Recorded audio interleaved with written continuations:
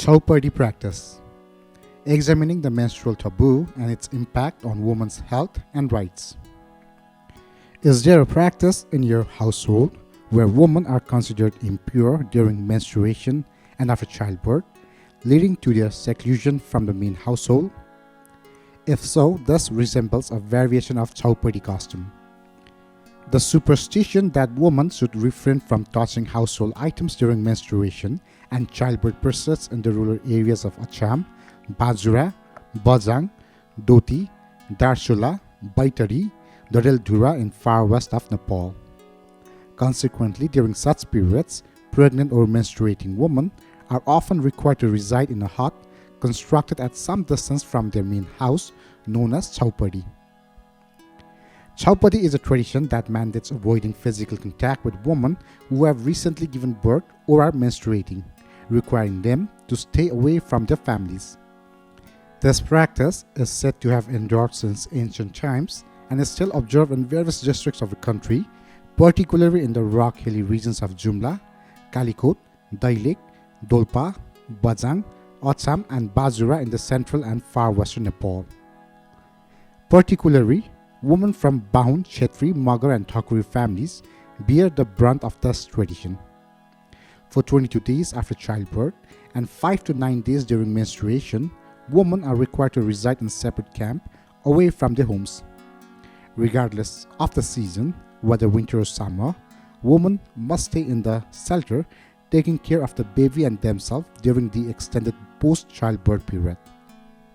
During this time, they are restricted from touching certain foods like curd and milk, have limited access to clothing, and are not permitted to use water from streams, river or lakes. Additionally, they are prohibited from physical contact with others. Menstruation is also subject to similar restriction, but for certain duration of 5 days. Some individuals believe that adhering to the Chhaupadi practice is essential to prevent the spread of epidemics and avert natural disasters in society. Menstruating women are perceived as impure or polluted, leading to practices such as isolating them in secluded areas far from home. During this period, they are prohibited from cooking, touching water, handling fruits, participating in worship, and visiting temples. There is superstition that consuming curd and milk or coming into contact with household and utensils during Chhaupadi angers the deities. Despite the need for cleanliness, ample nutrition and rest for pregnant and menstruating women, even educated, affluent and sophisticated households observe restrictions like abstaining from drinking milk from home-raised cows and buffaloes during menstruation due to the belief that it may disrupt milk production. Following the release of red blood from the reproductive organs of a pregnant or menstruating woman, she is considered untouchable. Traditional belief dictate that such women are impure, and if touched, customs such as pouring pure water, feeding them wheat, and cleaning the household's deity are observed.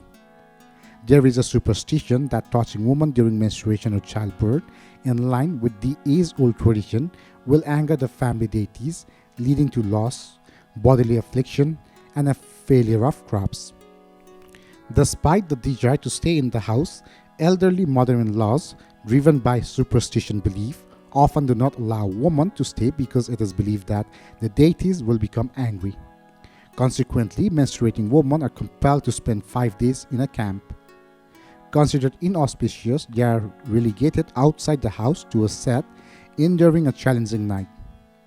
The Chhaupadi system has led to various distortions, including incidents of rape, tiger attacks, snake bites, and even deaths due to cold exposure and excessive bleeding. The psychological fear of not staying outside during menstruation, as it is believed to offend gods and goddesses, further forces women to comply with this particular practice. In many parts of Western Nepal, Chhaupadi is entrenched in religion and culture, perpetuating inhuman treatment of women under the guise of tradition, which goes against the principle of human rights. The practice persists in part due to the endorsement of religious figures such as priests and Nami Jagris, who argue that non-compliance with these customs will anger deities and bring misfortune to the household. However, it's essential to note that the four Vedas, considered foundational texts in Eastern philosophy, do not deem menstrual impure. The Vedas states that no religious ritual is complete without the participation of woman. The later additions of distinctions that portray woman as subordinate in the Purans, Upanishads and Smritis contradict the earlier Vedic stances and incorrectly link menstruation with impurity from a religious perspective. The main challenge in overcoming the Chhaupadi practice is the persistence of superstition presented in the form of deeply ingrained beliefs. In communities that view Chhaupadi as a negative tradition, women are restricted from using public space during menstruation or childbirth. Additionally, there is a belief that nutritious food should be avoided.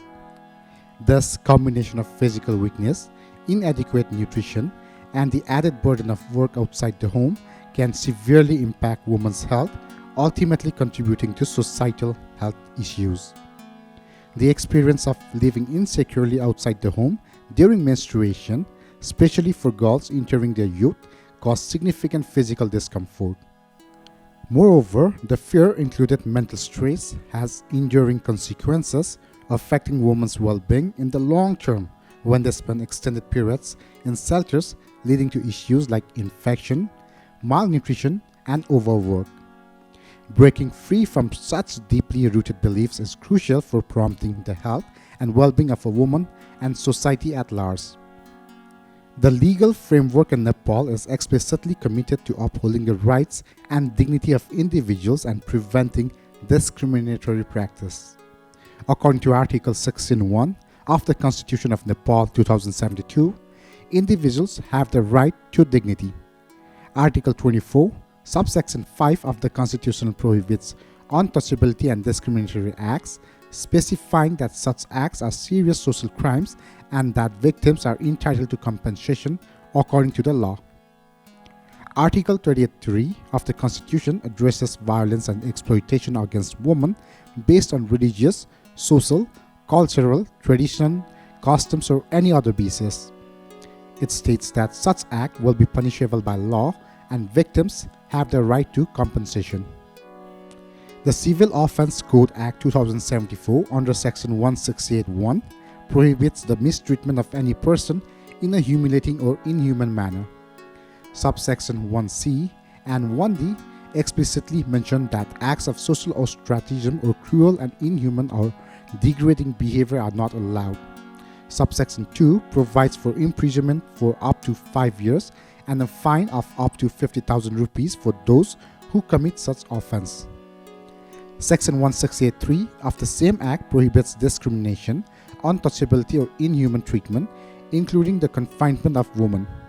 Subsection 4 specifies that anyone committing the offense of keeping a woman in a confinement may face imprisonment of up to 1 month and a fine of up to 30,000 rupees.